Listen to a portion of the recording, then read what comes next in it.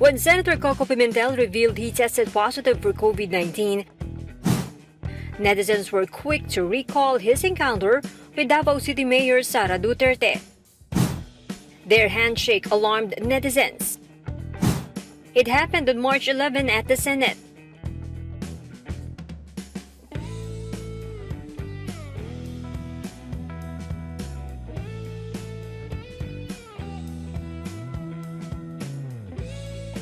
The mayor previously announced she has undergone home quarantine in Davao City following her appearance at the Senate. On Instagram, the presidential daughter said she continues to isolate herself.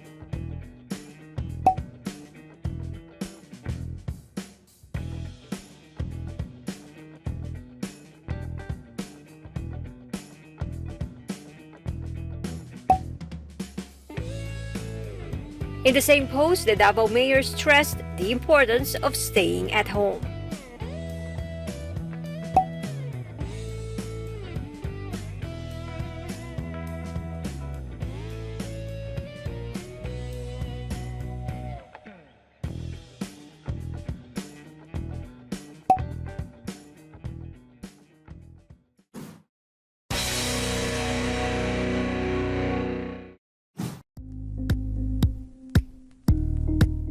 Thank you for watching Politico TV. Please like and subscribe to our channel for more videos.